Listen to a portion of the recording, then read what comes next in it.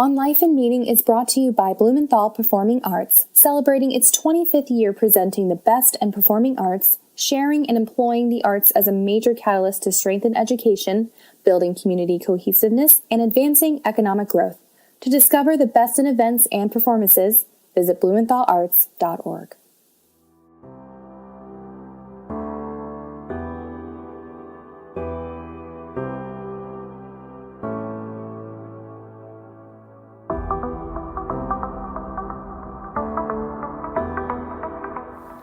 So the vision I have for myself is I have always challenged myself to spend my time in a way that makes me feel like I have a sense of purpose, that I'm having some sort of meaningful impact. I strive for a sense of inner peace, and what I mean by that is just that my actions and my values are generally in alignment with how I spend my time, how I spend my resources.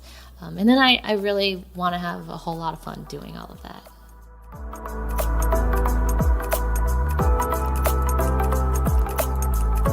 Amy Chiou has been a staff volunteer on dozens of electoral campaigns at all levels of political engagement. She is a former deputy director of the convention complex for the 2016 Democratic National Convention in Philadelphia.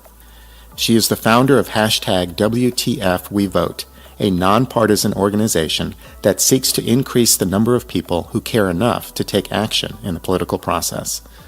Amy is also executive director of Queen City Forward, a community of social entrepreneurs, civic innovators, and changemakers. In this episode, we explore the challenges and rewards of political discourse, social venturing, and a life of participation and engagement. I'm Mark Paris, and this is On Life and Meaning.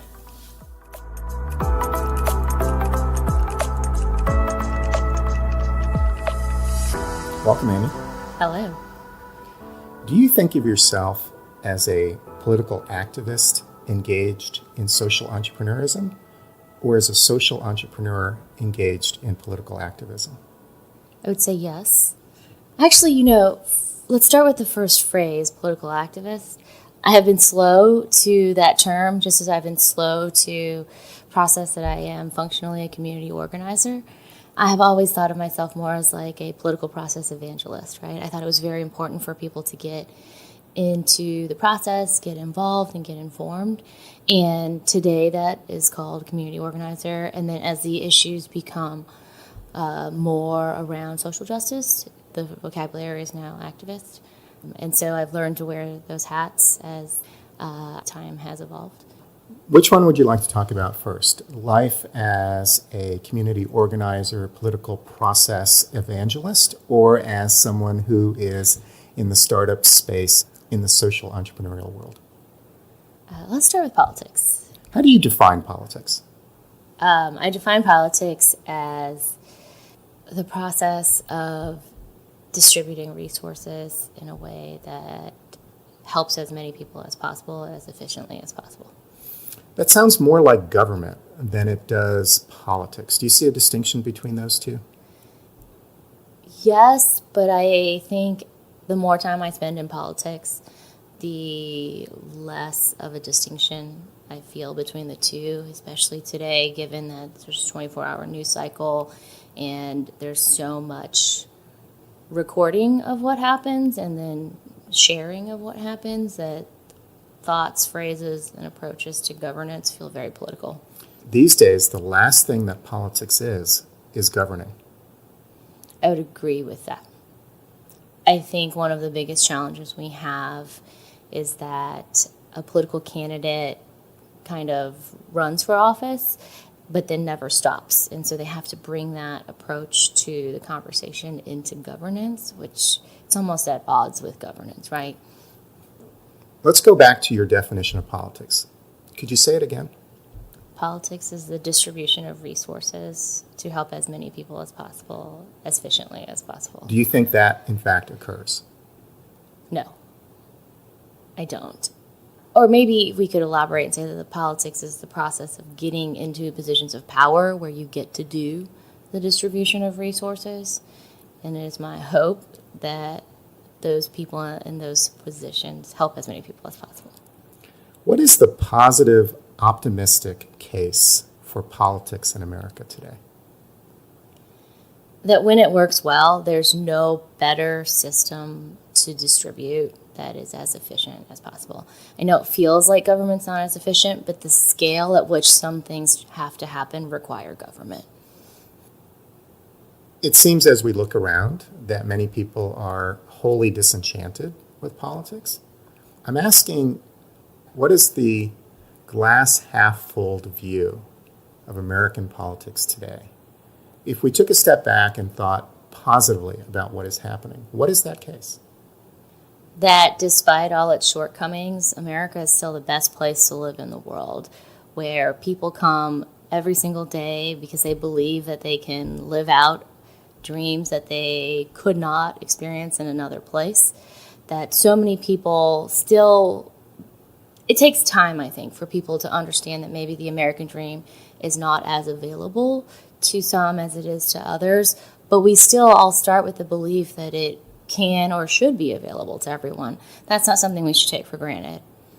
How do we build on those attributes? I think one way we build on that is by better preparing children to take advantage of opportunities as they become available.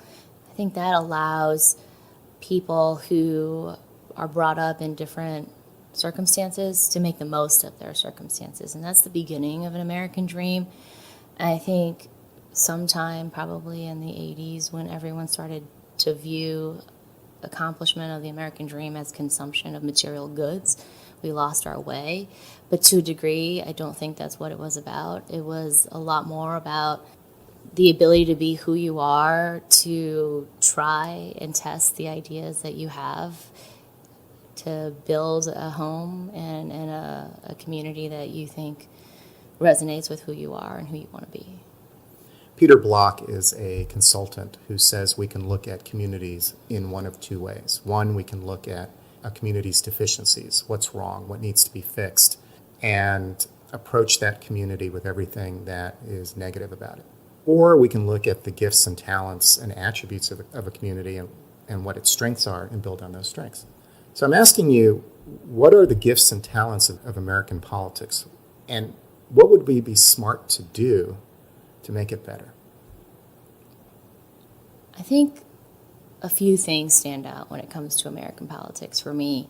One is that it is a very involved process. So whether we like it or not, there's a point every 4 years when we're all sick and tired of the coverage. That's a good thing, right?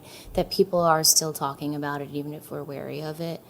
I know that voting turnout isn't great, but when it is almost constant, we vote every year, sometimes more than once a year, the fact that people continually do turn out, I think it's great.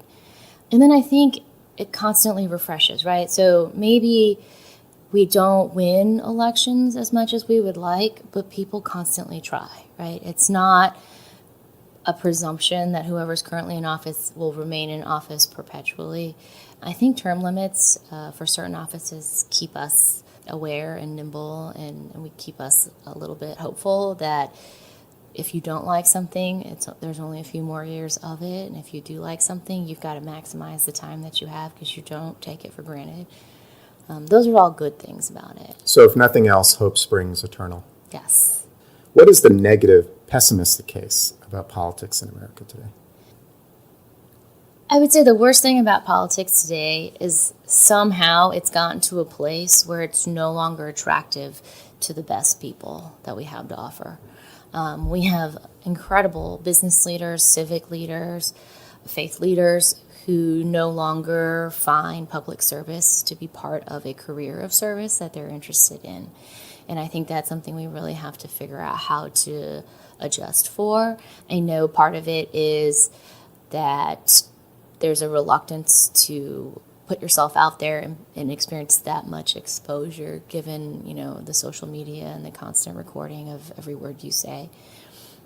But I'm also hoping that in a few years we'll have a generation of people who have grown up in an environment where every waking moment has been documented with an iPhone or a video camera, and therefore are less sensitive to that, or at least know how to handle that tension a little bit better.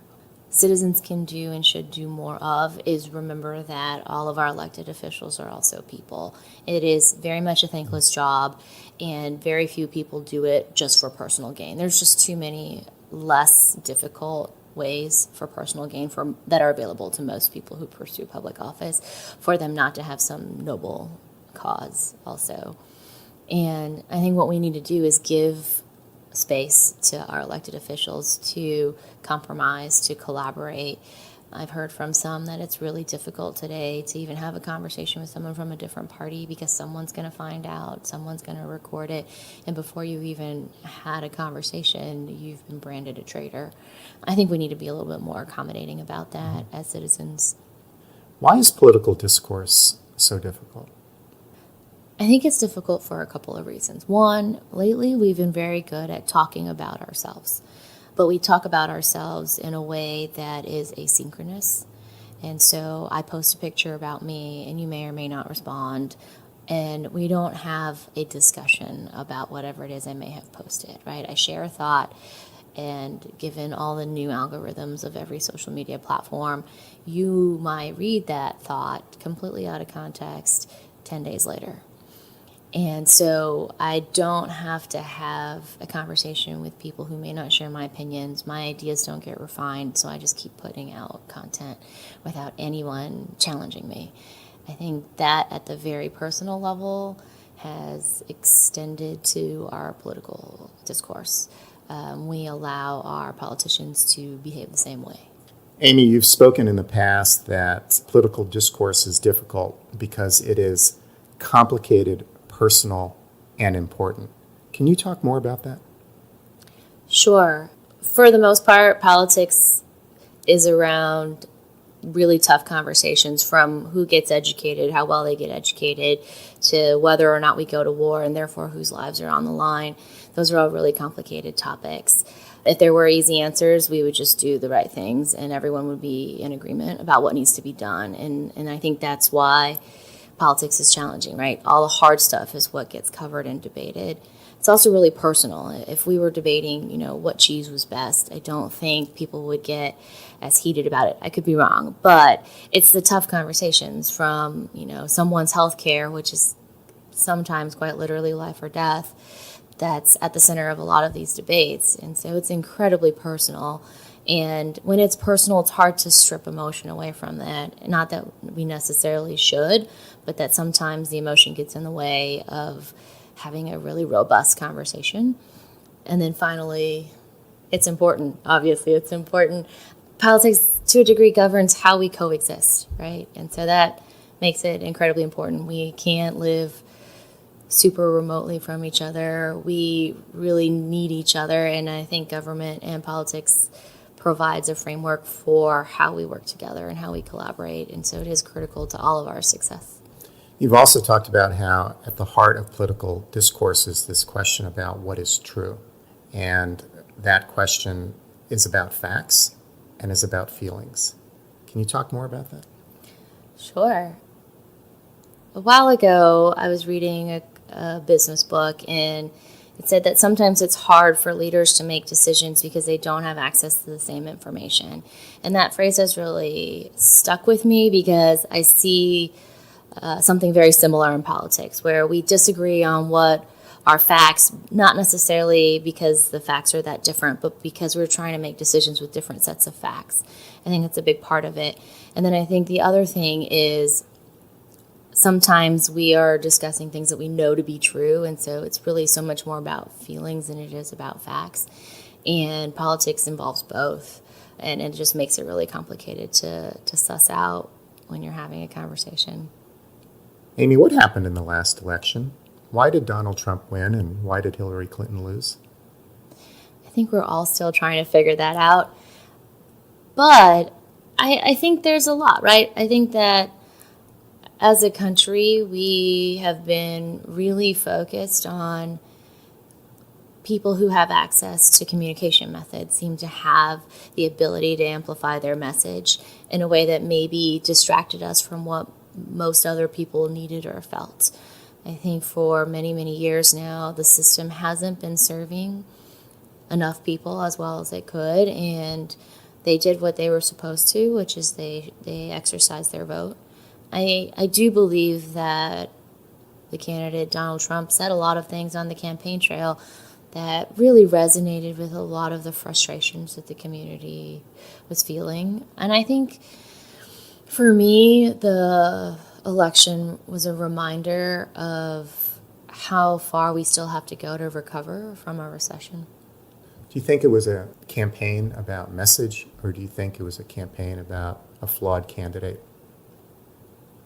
I think that, I'm going to cheat and answer your question this way. I think the campaign effectively made the message about a flawed candidate, but that there's plenty of research and polling to show that when Hillary is not a candidate, she is well received. And so that is just really understanding what her negatives were and taking advantage of it. So for me, that's political strategy effectively executed. I also think with communication channels and the social media, the Clinton campaign set out to win as many people over as possible, and they were successful in that. She absolutely won the popular vote. And I think that demonstrated how social media has to complement traditional media strategy, where the last time she ran, the iPhone had just been invented, right? It was not as nearly ubiquitous as it was in 2016. Twitter was brand new, Snapchat and Instagram didn't exist, and Facebook was only available for college students. And I think one of the things that is most interesting to me about 2016 is it defines how social media has really transformed our electoral politics. I'm looking forward to what all the research and the academics have to say about that in years to come. But, in 2008, we were buying by media market, which is much more in line with a 270 strategy count. And I think that things have changed. A lot of things have changed. What role did you play in the campaign? I was a very involved volunteer for the most part. I helped connect a lot of people in Charlotte, North Carolina. North Carolina was a swing state. We had a very competitive gubernatorial race. And so the Clinton campaign offered a lot of resources in that sense, and then they made a lot of visits. And as someone who's been in Charlotte for a lot longer than many of the other campaign staff members, I helped out by providing advice, connections, helping recruit volunteers when needed, making phone calls when needed. Did you expect to win on Election Day? I did not expect to win North Carolina, but I thought we would have fared better across the country. Let's talk about social entrepreneurism. Let's talk about social entrepreneurism. You're executive director of Queen City Forward. What is Queen City Forward? Queen City Forward is a nonprofit business accelerator for social entrepreneurs. I like to think of us as all the good of a nonprofit with all the fun of a startup. Tell me more. Yeah, so we look for exceptional ideas in the hands of incredible people who want to change the world, people who want to challenge the status quo and really make a long-term sustainable impact. And we're talking like moving the needle sort of work. And we help them refine that idea, build a business model around it, and get it launched so that it can actually be tested and start helping people as quickly as possible. Is it necessary? Absolutely. Most of our nonprofit community is really focused on service delivery. They're solving immediate problems, and I think social entrepreneurs are one step removed from that, in that they're trying to solve the problems that create the need for those services. Is that how you distinguish social entrepreneurism from traditional entrepreneurism? No, I would say traditional entrepreneurism is for-profit ventures that solve problems where you can make a profit, right? So if it's midnight laundry service for college students, I don't know, but just a market or a problem. Somebody has a problem and you go out and solve it, and you solve it in an interesting and creative way. Compared to social entrepreneurship, where the problem is a social problem that we all, to a degree, absorb collectively, whether through tax dollars or just through a community that's not as successful as it could be. And so social entrepreneurs solve problems like that. What is an example of a social entrepreneurial venture? Sure. So currently at Queen City Forward, we are working with two entrepreneurs, and they are working on building out an idea that would better connect day laborers with subcontractors. They're asking for the subcontractors to commit to fair wages, timely payment, safe work sites. And the idea is to help people who are looking for work and people who need labor get connected a little bit more efficiently. And then the data that we are able to capture through an app will do all sorts of other things. What is your role there day to day? I do just about anything that needs to be done. I am technically executive director, which at a small startup nonprofit means I am the fundraiser. I do all the expense reports also. I do our social media some days. I do our newsletter. But my favorite thing to do is really spend time with the entrepreneurs and coach them, talking about their ideas, talking about how to connect them with people who can advance those ideas and make them better. Why you? Why do I have this role? I have been part of the Queen City Forward family for a while. I've always been intrigued by how can we change the world in more innovative ways. And so I've been a volunteer, I've helped coach, I've helped with fundraising, and when the opportunity became open, I was very excited about it. What stage of development is social entrepreneurism in as a movement? Is the phrase as current as it once was? I don't know that I know how current it once was. I think it's picking up in interest, partly because, back to our earlier conversation about how politics and governance is not as successful as we had hoped it would be, or it just seems like these days there's not quite enough governing. People are looking for other ways to solve some problems, and I think that we're also arriving at the conclusion that these problems are so much bigger than just throwing money at it. It's not simply about buying our way out of these problems, and that we really need to find some disruptive ideas to really just dismantle all of these structures. What problem would you like to solve if you could start a company? If I could start a company, I think, wow, there's so many problems I want to. I was like, oh, all of them, obviously. I think I would like to figure out a way for people at the individual level to give a little more and to help more people give a little more. I find that there are a lot of people who read and then sit on the sidelines or maybe give $10, $20 a year, which is very helpful, but they should be better connected to the causes that they support. And one of the reasons that we don't do a great job of leveraging the human capital available in every community to solve problems is because we don't have an effective or efficient way to do that. Amy, let's talk about this life that you're living. You are a child of an immigrant family. Yes, I am. My parents moved from Taiwan to go to graduate school in the United States. Upon graduation, they were able to get jobs in telecommunications, and so they've stayed and they've raised 3 kids in Texas. And I think a combination of being the child of immigrants and being a Texan has produced the person that I am today, in that there's a combination of taking risks. Traveling across the country in the 80s is not nothing, or across the world, I guess. And to settle in a place where that was not their first language and to navigate a new world, I think is really still very adventurous and exciting about my parents, even though they are my parents and they don't seem that adventurous or exciting now.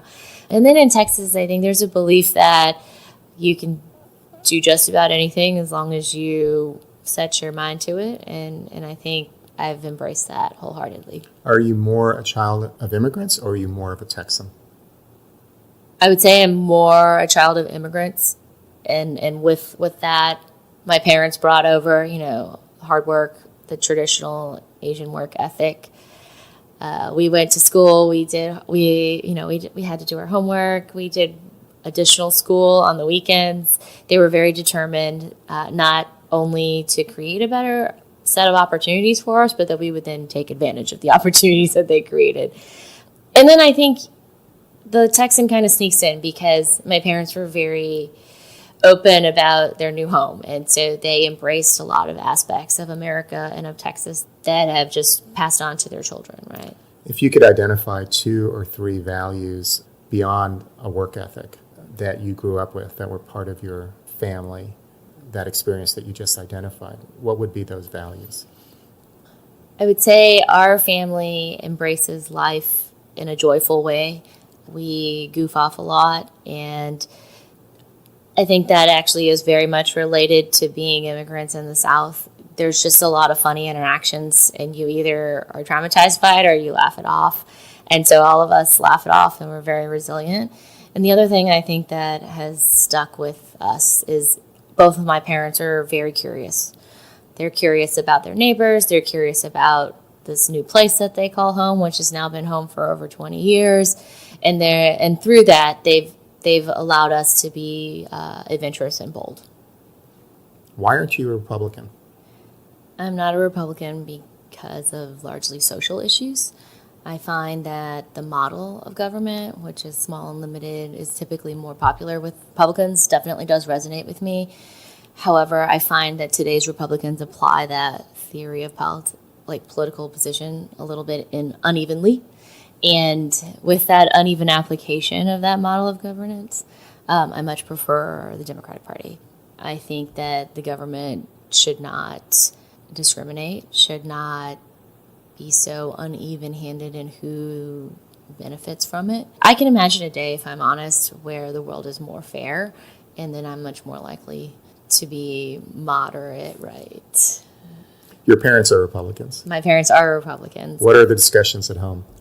Very limited to food and kind of, no. So I actually think it's a really interesting question because we share values, right? We believe that we should help each other. We believe in giving back. And I think that informs a lot of my politics and why I am so interested in getting more people involved in the continued conversation, is that I don't see as much space as other people do between the two positions. I don't let any one person define an entire party for me because I know multiple people.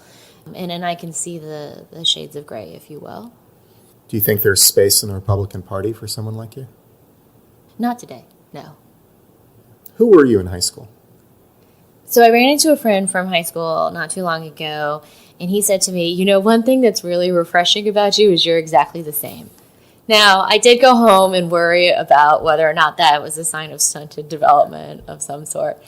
But I think what he meant was, one, that I've always been an organizer, right? So I did food drives when I was in middle school. I was part of student council in high school, student government in college.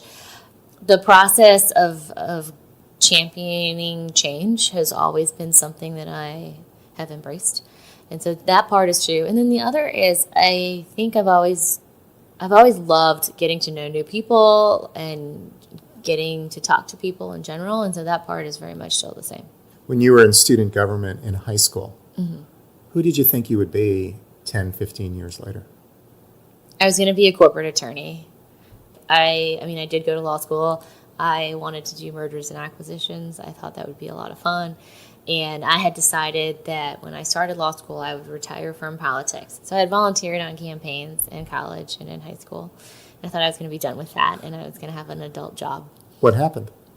What happened was that Hillary Clinton announced that she was running for president in 2007, and her campaign headquarters were right down the street from law school, and I started showing up, and I said, well, I will make an exception for this campaign and this candidate, and I've not looked back.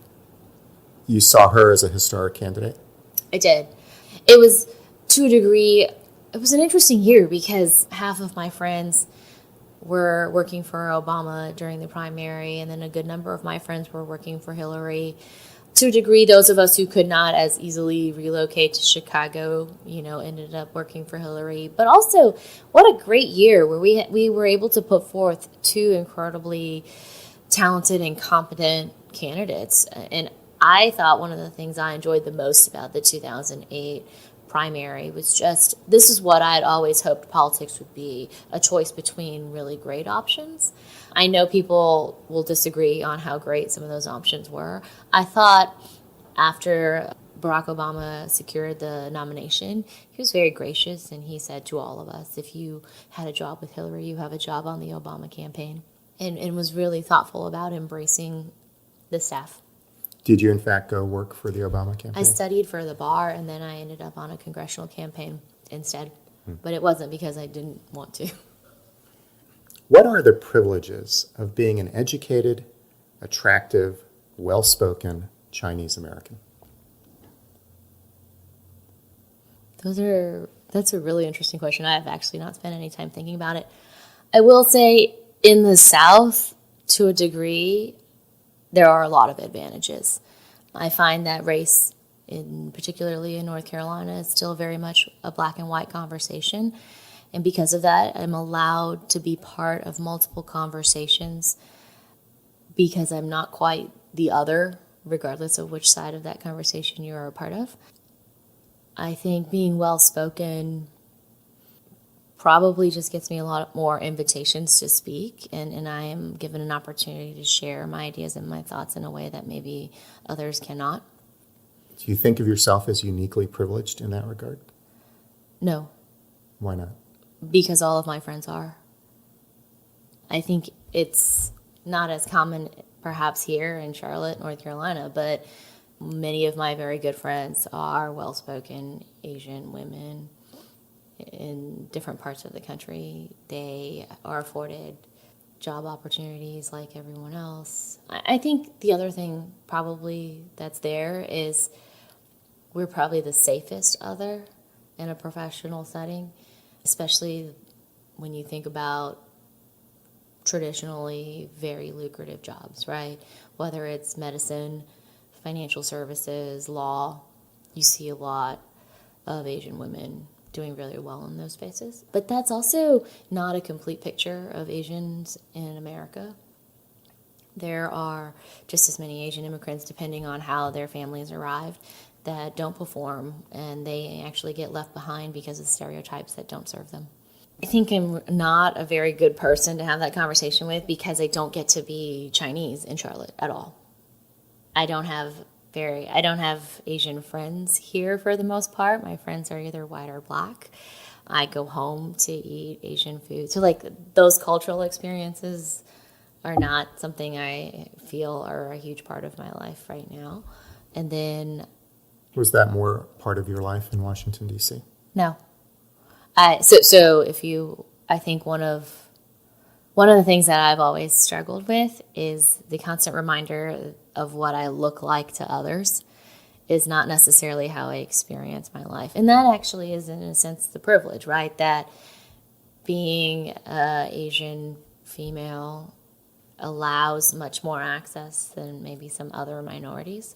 And I'm allowed to blend or be accepted in spaces that don't constantly remind me of my difference. In some ways, you have a pass card to any space you want to be in, don't you?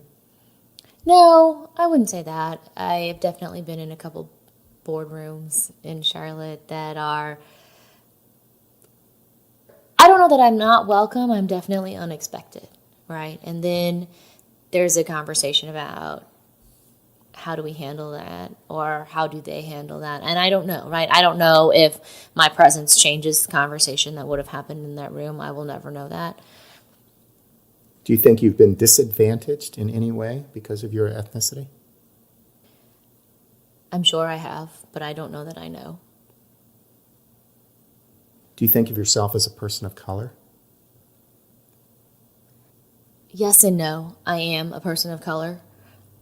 I think there are certain conversations where being a person of color has such a strong correlation with lack of privilege, and I think that really then makes it complicated for me because I don't necessarily have the lack of privilege. I would say privilege for or where I feel lacking is more my gender than my ethnicity. What do you think of that phrase, person of color? Feels really sterile and technical, and it always makes me think of the yellow crayon in a Crayola box, if I'm honest. I had somebody ask me the other day if I thought I was a person of color, and my first thought was obviously I'm the yellow crayon, just because that was what I was told when I was very little, and it didn't make any sense to me. On this show, we spoke with Henry Rock, Yeah. An African-American executive who leads a social entrepreneurial venture that educates young black millennials. He rejects the phrase people of color because he said he stopped being colored a long time ago. What would you say to him? I think as a country, we're all still exploring race, and that's something that we are getting better at allowing personal definitions of for each person. And Henry is more than welcome to have his own definition of that. Is identity politics a good thing in our politics? I think understanding the different ways in which people identify or how people see themselves is important to our political discourse. I think it's part of us as a community getting better at respecting people on an individual level. I think the part about what is due to us is a little tricky for me because I don't necessarily know what is due based on identity. I much prefer to think about what is due based on humanity. I can almost hear a professor from law school talking about a bundle of sticks. I know he's talking about property, but I think about human rights in that same way. We're in this country, let's say there's a bundle of rights. Right now, white men in this country have the most sticks in their bundle. And so for me, identity politics is about how do we make sure that we all have the same number of sticks, right? Not necessarily that like you're owed one stick over another. It's just that we're working with incomplete bundles right now. What are the hard conversations we have to have in America that go beyond identity issues? I think we have to have some really tough conversations about how do we help each other at a family level? How do we help each other at a community level or a neighborhood level also? Part of what feels different, these are the moments when I feel definitely like the child of an immigrant is our sense of family more than anything. And I don't want to say that Americans don't talk about family, but family almost always comes first in our community in a way that is both good and bad, right? I love the sense of American individualism that's allowed me to be who I am, but we also care for each other in a way that I feel is different, right? I took a class in college about political communication, and the one thing that stuck with me from that course was there was two different political ads, one in Japan, one in America. It was a picture of a homeless person.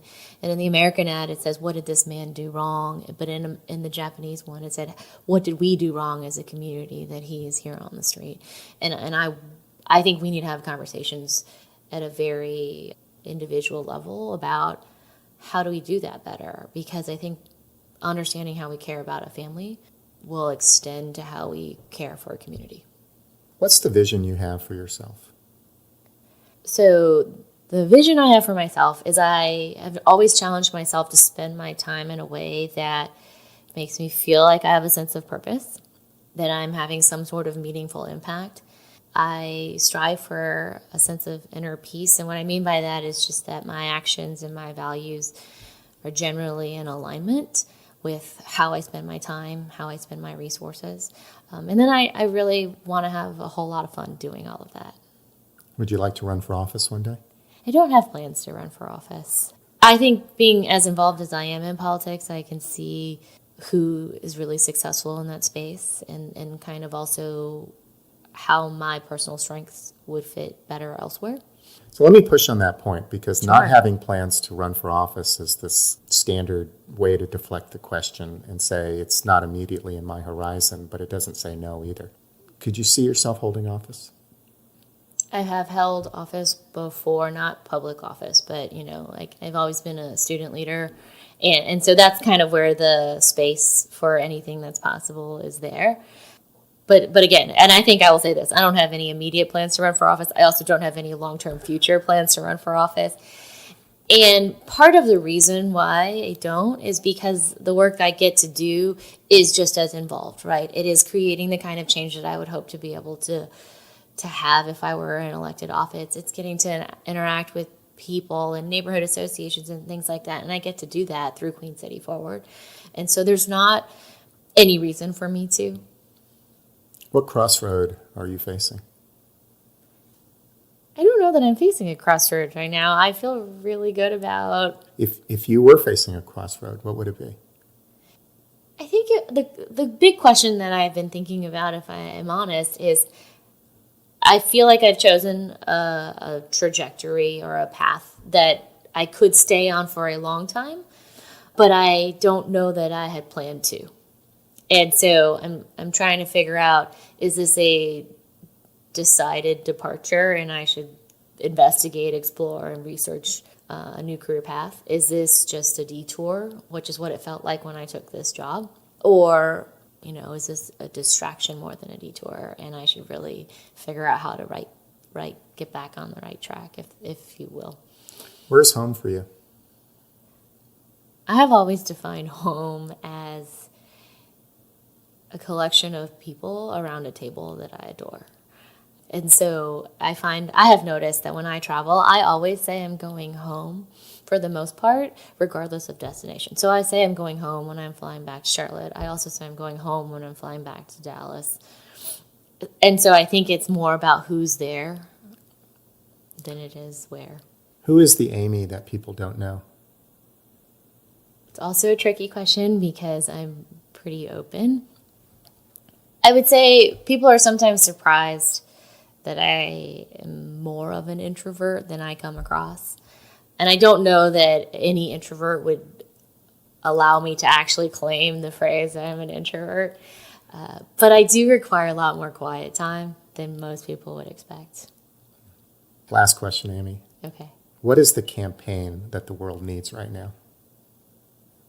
I think this world could use a campaign where I used to always joke if I were to run for office, and I had a running mate who's a coworker of mine, and we always said that we would just have a war on mediocrity, and our campaign would be just do your job, which is the first thing that popped into my mind when you said, what is the campaign? Like, I can picture my coworker waving his hands in the air saying, just do your job.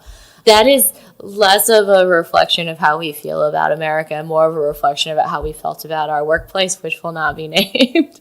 But I think people are looking for something that feels better. And I say better, not good, because I think we're also at a place where we would not be very receptive of just a stereotypical feel-good campaign. I think the campaign that we probably need more than anything is something similar to the Everybody is a Changemaker campaign, where we do some workshops and some education around how do you at the individual level bring about the change you want to see. Not the activism workshops around how do you almost force someone's hand to bring about the change you want to see, but to actually do that work yourself. Because I think to a degree there's a longing for a public figure that may or may not be there. On the other hand, I think that's how we got where we are today is just continuing to rely on very dynamic public leaders. And when we don't have one, we all shrink away and not get involved in the process. Thank you for your time today, Amy. Thank you for having me.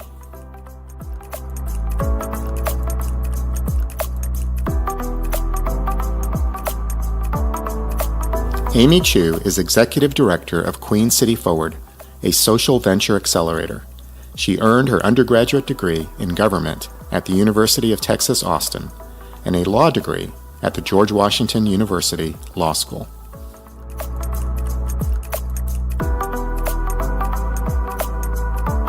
And now, a personal word. When Amy Chiou talks about the importance of family, I'm drawn to ideas I heard expressed by Professor Owen Flanagan about Mencius, a 4th century BC Chinese Confucian philosopher. Recently, I attended an academic conference at the University of Chicago on virtue, happiness, and the meaning of life. I couldn't imagine a more invigorating campus to visit and a more captivating combination of topics to explore. Well, maybe a mashup conference at Stanford on the Carolina Panthers, Led Zeppelin, and Batman comics, but I might never come home from those conversations. The conference in Chicago gathered academics from across disciplines: philosophy, moral psychology, religion, and neuroscience, to discuss self-transcendence, how being connected to causes bigger than ourselves is a key part of living a happier and more fulfilled life. The talks ranged from the application of Aristotelian virtues in education to narrative psychology or the importance of life's story in human identity. I filled the margins of my notebook and asked my share of questions. On the second day of the conference, Professor Flanagan from Duke University gave a presentation entitled Confucian Natural Teleology. Confucius, we know, was a Chinese teacher from the 5th century BC, famous for his popular sayings and models of social interaction. Natural teleology means that our human nature has a defined purpose or an end to be realized. Professor Flanagan introduced Mencius to the audience. Mencius is the most important Confucius philosopher after Confucius himself. Mencius interpreted and expanded Confucian thought. Mencius asked, what are the qualities required for a good life? He proposed that human nature contains 4 basic moral dispositions, or what he called sprouts, that can grow into virtues through constant individual effort in the right, suitable educational and ethical environment. These sprouts are compassion that leads to benevolence, shame that leads to righteousness, deference that leads to ritual propriety, and approval and disapproval that leads to wisdom. Mencius also talked about 5 basic human relations: between parents and their children, between husband and wife, between the sovereign and his ministers, between old and young, and between friends. These relationships define Chinese society. What matters is the human ties that bind. The 5 classic texts of Confucian thought describe expectations of loyalty, kindness, obedience, righteousness, and generosity. Professor Flanagan concluded with this point: a good Chinese life is a long and prosperous one. It is less concerned with happiness and more concerned with well-being. A good Chinese life is grounded in devotion to one's family, to one's studies, to the following of rites and rituals, and to fulfilling social norms. A good life is supported and cultivated within the structure of family and close friendships. All of which brings me back to Amy Chiou, who leads her own life of self-transcendence. She does it in a thoroughly modern American way, inviting us to venture and disrupt and break the rules of social norms, but toward an end that Mencius would recognize: a virtuous community in which we live long and prosperous lives with our family and friends.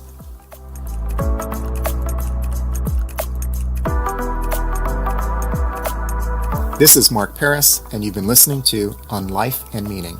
Thank you to my partners Andy Go, producer of the show, and to Chris Curriton, art and media director. This is how you can help. Please write a review on iTunes. It helps us grow our audience.